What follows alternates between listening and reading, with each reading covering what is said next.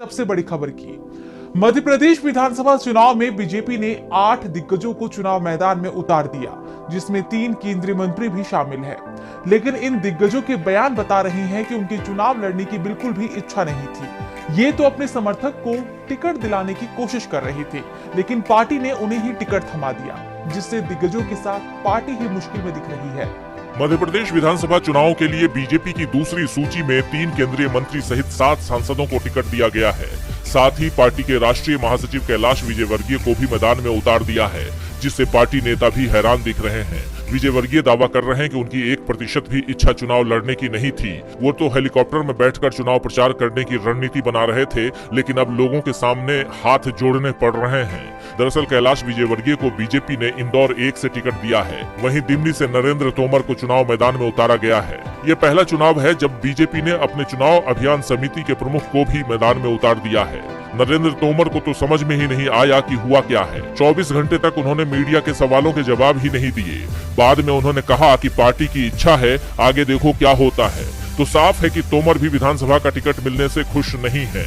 प्रहलाद पटेल और फग्गन सिंह कुलस्ते भी बेचैन दिखाई दे रहे हैं। बीजेपी के दिग्गजों की नाराजगी की सबसे बड़ी वजह यह है कि उन्हें ऐसी सीटों पर उतारा गया है जो कांग्रेस का गढ़ है, तो दूसरी तरफ पार्टी में बगावत भी हो गई है। सीधी में बीजेपी ने सांसद रीति पाठक को टिकट दिया है, जिसके बाद यहां से बीजेपी के विधायक केदारनाथ शुक्ला ने बगावत के संकेत दिए हैं। टिकट के दूसरे दावेदार बीजेपी के पूर्व जिला अध्यक्ष डॉक्टर राजेश मिश्रा ने बीजेपी से इस्तीफा दे दिया है।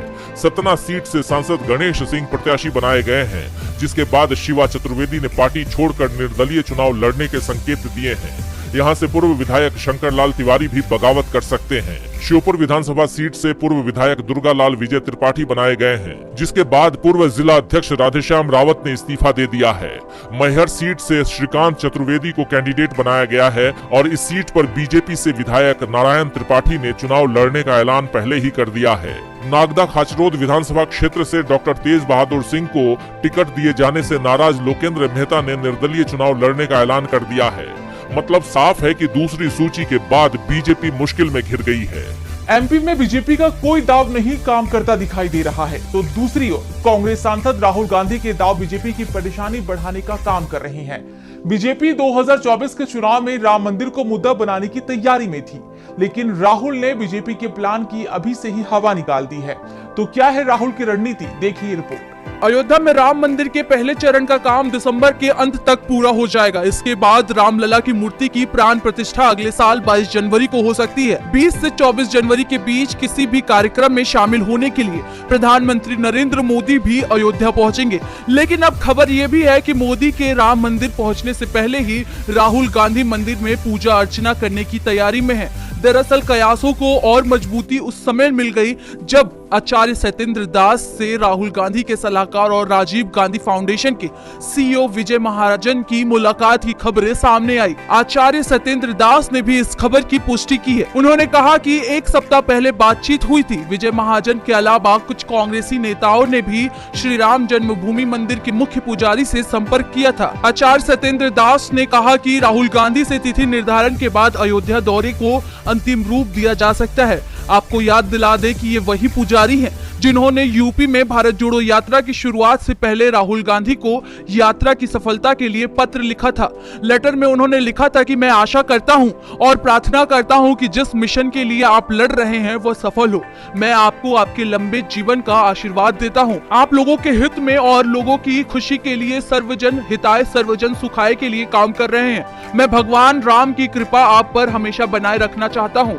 कांग्रेस के आगे बीजेपी कमजोर पड़ती दिख रही है, तो बीजेपी के नेताओं का धैर्य भी टूटता दिख रहा है, जो उनके बयानों में सामने आ रहा है। बौखलाए बीजेपी नेता हेट स्पीच का भी सहारा ले रहे हैं, और ये हम नहीं कह रहे बल्कि हाल ही में सामने आए 2 रिपोर्ट कह रही है। पीएम मोदी देश से लेकर विदेश तक ये दावा करते हैं कि भारत में हेट स्पीच या फिर अल्पसंख्यकों को निशाना बनाने की कोई घटना नहीं हुई है। विदेश में पीएम मोदी लोकतंत्र की दुहाई देते नहीं थकते, लेकिन वहीं अब द ह्यूमन राइट और हिंदुत्ववाद समूहों ने भारत में अल्पसंख्यकों को लेकर कुछ आंकड़े पेश किए हैं। दोनों संगठनों ने रिपोर्ट जारी कर अल्पसंख्यकों पर हमलों और हेट स्पीच के आंकड़े पेश किए हैं। हिंदुत्ववाच ने अपनी हाफ ईयरली रिपोर्ट में कहा है कि 17 राज्यों में 255 कार्यक्रम हुए।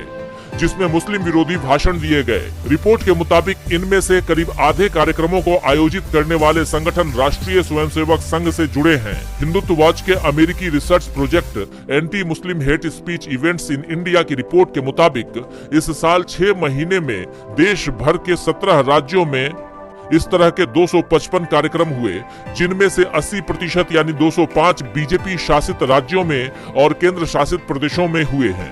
कुल कार्यक्रमों में से 42% को करने वाले समूह आरएसएस से जुड़े हैं। वहीं 70% कार्यक्रम उन राज्यों में हुए हैं जिनमें साल 2023 या 2024 में चुनाव होने वाले हैं। हिंदुत्व वॉच की रिपोर्ट में इस पर भी जोर डाला गया है कि महाराष्ट्र, कर्नाटक, मध्य प्रदेश, राजस्थान और गुजरात में सबसे ज्यादा इस तरह के कार्यक्रम हुए हैं।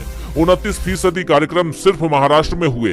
आपको बता दें कि ये रिपोर्ट ऐसे समय में जारी की गई है जब देश में लोकसभा में बीजेपी नेता रमेश बिधूड़ी की टिप्पणी को लेकर बवाल मचा हुआ है। बीजेपी का एक भी दांव सफल होता नहीं दिख रहा है, तो अब बीजेपी ने संवैधानिक पदों पर बैठे लोगों की भी मदद लेना शुरू कर दी है। ये आरोप बीजेपी पर कांग्रेस के दिग्गज नेता ने ही लगाया है। तो क्या है पूरा मामला, देखिए रिपोर्ट। जैसे जैसे चुनाव करीब आते हैं वैसे वैसे राजनेता अपने घरों से बाहर निकलकर जनता से मुलाकात करते हैं। अब राजस्थान में विधानसभा चुनाव जल्द ही होने वाले हैं और इसे लेकर सियासी नेता लगातार जनता के बीच जा रहे हैं, चाहे बीजेपी के नेता हों या फिर कांग्रेस के। दोनों ही दलों के दिग्गजों ने जोर लगा दिया है, लेकिन इस जमघट के बीच एक चेहरा जो लगातार नजर आ रहा है वो है उपराष्ट्रपति जगदीप धनखड़। वो कई बार सूबे का दौरा कर चुके हैं, अब एक बार फिर वो जनता के बीच हैं। इसे लेकर सीएम अशोक गहलोत ने सवाल खड़े कर दिए हैं। अशोक गहलोत ने कहा है कि पहले प्रधानमंत्री आए और अब उपराष्ट्रपति अप डाउन कर रहे हैं। आज उपराष्ट्रपति 5 जगह जाएंगे, 4 हेलीकॉप्टर से 5 जगह दौरा है। गवर्नर साहब हो या उपराष्ट्रपति हो, हम सम्मान करते हैं। उपराष्ट्रपति अगर राष्ट्रपति बनेंगे तो भी हम स्वागत करेंगे, लेकिन अभी मेहरबानी रखें। बार बार सुबह शाम आ रहे हैं, दौरे कर रहे हैं, इसका कोई तुक नहीं है। क्या तुक है? चुनाव चल रहे हैं राजस्थान में। इतना ही नहीं, सीएम अशोक गहलोत ने कहा कि आप बार बार आओगे तो लोग क्या समझेंगे, आप चाहते क्या हो। ये संवैधानिक संस्थाएं हैं, उनका मान सम्मान रहना चाहिए, चाहे कोई सरकार हो। प्रधानमंत्री ने इस बार कहलवा दिया कि प्रोटोकॉल में कोई नहीं आएगा, न अफसर न मंत्री। शेखावत साहब उपराष्ट्रपति बने थे तो उन्होंने कहा था कि राजस्थान मेरा घर है, यहाँ कोई प्रोटोकॉल में नहीं आएगा। तो अब सीएम गहलोत ने तो दौरे को लेकर सवाल उठा दिए हैं, लेकिन वाकई ये दौरा बीजेपी को फायदा पहुंचाने के सियासी संकेत देता है। चुनाव चल रहा है और उपराष्ट्रपति के दौरे भी बढ़ रहे हैं। राजस्थान में कुछ अलग ही चल रहा है। अलग इस समय तेलंगाना में भी बहुत कुछ हो रहा है। सत्ताधारी पार्टी बीआरएस में इस्तीफे की बाढ़ सी आ गई है और नेता कांग्रेस का दामन थाम रहे हैं। तो आखिर क्यों बीआरएस छोड़ रहे दिग्गज नेता, देखिए रिपोर्ट। तेलंगाना में इस बार बीआरएस की सत्ता मुश्किल में दिखाई दे रही है। 9 साल से प्रदेश की जनता पर कायम बीआरएस के लिए इस बार कांग्रेस ने मुश्किलें बढ़ा दी है। खासतौर पर कर्नाटक चुनाव जीतने के बाद से कांग्रेस ने तेलंगाना में आक्रामक चुनाव प्रचार अभियान चला रखा है और पार्टी यहाँ जीत के करीब भी दिखाई दे रही है और इसका असर सत्ताधारी दल बीआरएस पर दिखाई दे रहा है। बीआरएस के कई नेता कांग्रेस में आने की तैयारी कर रहे हैं। खानापुर से बीआरएस विधायक अजमीरा रेखा नाइक ने कांग्रेस में शामिल होने का फैसला किया है। हालांकि वो कब तक पार्टी का दामन थामती है ये तारीख अभी साफ नहीं हो पाई है। तो वहीं दूसरी तरफ महबूब नगर से एमएलसी कुचुकुल्ला दामोदर रेड्डी के बेटे राजेश रेड्डी पहले ही कांग्रेस में शामिल हो चुके हैं। अटकलें ये भी लगाई जा रही है कि महबूब नगर के एमएलसी काशी रेड्डी नारायण रेड्डी कांग्रेस में जाने का विचार कर रहे हैं। नारायण रेड्डी के जाने से महबूब नगर में बीआरएस की गढ़ पूरी तरह से ढह जाने की भी आशंका पैदा हो जाएगी। तो वहीं बोध विधायक राठौड़ बाबू राव भी कांग्रेस में शामिल हो सकते हैं। बता दें, बाबू राव ने अपने कार्यकाल के दौरान साफ सुथरे रिकॉर्ड के बावजूद पार्टी के फैसले पर निराशा व्यक्त की है और उनके कांग्रेस का हाथ थामने की सबसे बड़ी वजह यही बताई जा रही है। गौरतलब है कि कांग्रेस सांसद राहुल गांधी पहले ही कह चुके हैं कि हम तेलंगाना जीत रहे हैं। ऐसे में बीआरएस पार्टी के बिखरते विधायक केसीआर की मुश्किलों में और ज्यादा इजाफा कर रहे हैं। कांग्रेस सिर्फ तेलंगाना में ही मजबूत नहीं हो रही बल्कि पूरे देश में भी वो मजबूत हो रही है। तो मुसीबत बीजेपी की बढ़ती हुई दिखाई दे रही है। खासतौर पर मणिपुर में तो बीजेपी की सरकार पर ही सवाल खड़े हो गए हैं। 5 महीने बाद भी हालात नियंत्रण में नहीं है। अब एक बार फिर से नोटबंदी हो गई है। पूरे राज्य को अशांत घोषित कर दिया गया है। तो क्या है मामला, देखिए रिपोर्ट। पूर्वोत्तर राज्य मणिपुर में एक बार फिर हालात चिंताजनक दिखाई दे रही हैं। सरकार ने पूरे राज्य को अशांत क्षेत्र घोषित कर दिया है। तनावपूर्ण हालात को देखते हुए 1 अक्टूबर तक इंटरनेट पर बैन लगा दिया गया है। आपको बता दें कि हिंसा की घटनाओं में कमी आने के बाद हाल ही में सरकार ने 23 सितंबर को मोबाइल इंटरनेट सेवा बहाल कर दी थी। लेकिन इंटरनेट चालू होने के बाद सोशल मीडिया पर वायरल हुई एक तस्वीर ने राज्य सरकार के सारे दावों की पोल खोल दी। 3 दिन पहले ही सीएम बीरेंद्र सिंह ने कहा था कि इलाके में हालात काबू में है। अब इसी कड़ी में कांग्रेस अध्यक्ष मल्लिकार्जुन खड़गे ने पीएम मोदी पर हमला करते हुए सोशल मीडिया एक्स पर लिखा है कि 147 दिनों से मणिपुर के लोग परेशान हैं, लेकिन पीएम मोदी के पास राज्य का दौरा करने का समय नहीं है। इस हिंसा में छात्रों को निशाना बनाए जाने की तस्वीरों ने एक बार फिर पूरे देश को झकझोर कर रख दिया है। अब यह स्पष्ट है कि इस संघर्ष में महिलाओं और बच्चों के खिलाफ हिंसा को हथियार बनाया गया था। खूबसूरत राज्य मणिपुर को भाजपा के कारण लड़ाई के मैदान में बदल दिया गया है। अब समय आ गया है कि पीएम मोदी भाजपा के अक्षम मणिपुर मुख्यमंत्री को बर्खास्त करें। किसी भी आगे की उथल पुथल को नियंत्रित करने के लिए पहला कदम होगा।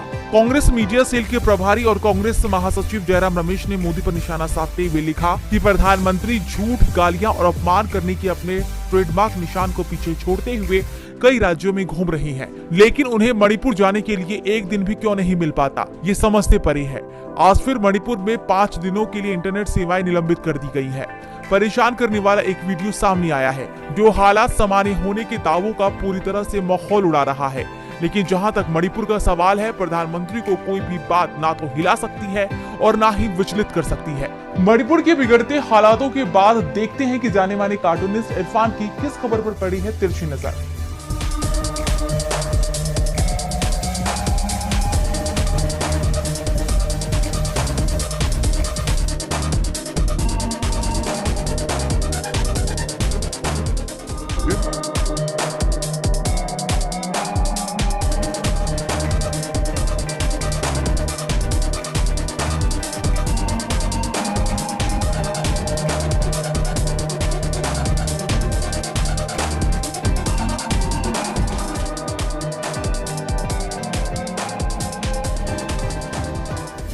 ये बात सही है कि भारत एक कृषि प्रधान देश है।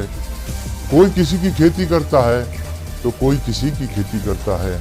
और ये भी बात सही है कि 2002 में गुजरात में जो बीज डाला गया था, आज देश भर में उसके वृक्ष फल फूल रहे हैं, लहलहा रहे हैं।